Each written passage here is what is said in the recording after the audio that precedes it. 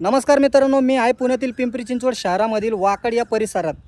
तर येथील जे बांधव आपले ड्रायव्हर बांधव आहेत, इथे राहणारे लोक आहेत, यांना या पुलाबद्दल सगळी माहिती असणार आहे. जगातील 7 आश्चर्यापैकी मानलं जाणार आहे हे एक आश्चर्य असंच समजा तुम्ही. कारण सांगतो तुम्हाला मित्रांनो, आता ह्या साईडला तुम्ही बघितलं ना, इकडं बाणेर आहे. आता या बाणेरच्या पुढं रस्ताच नव्हता, तरी हा पुलाचं टेंडर काढलं, पूल बांधला. आता कितीक वर्ष झाले, माझ्या मते 10 वर्ष होऊन गेलेले आहेत या कामाला. आधी पूल बांधला, आधी टेंडर काढलं, पूल बांधला, त्यातून छाप पैसा छापला. त्याच्यानंतर पैसा छापल्यानंतर आत्ता या कामाला सुरुवात झाली. म्हणजे पूल बांधून कित्येक वर्ष झालं. म्हणजे तुम्हाला माहिती आहे पुढं रस्ताच नाही तरी पूल बनवायचा.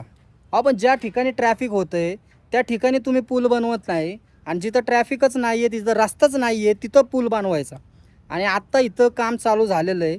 आता मला वाटतं तिथं जे शेतकऱ्यांच्या जमिनी आहेत त्यांना योग्यरित्या भाव मिळत नसेल. जमिनीचा जो रेट आहे बाणेरमध्ये, आता तुम्हाला माहिती आहे करोडच्या वरती पैसे भाव आहे जमिनीला.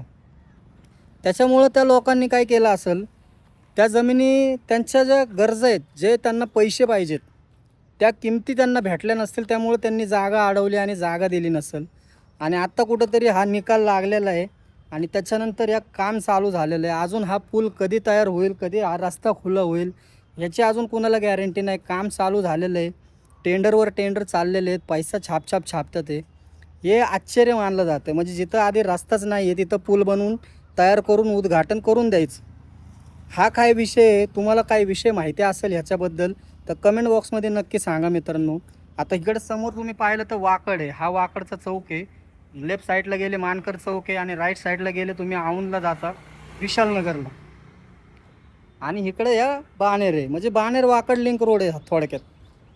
तर ह्याचा काय विषय तुम्हाला माहिती असेल तर कमेंट बॉक्समध्ये नक्की सांगा.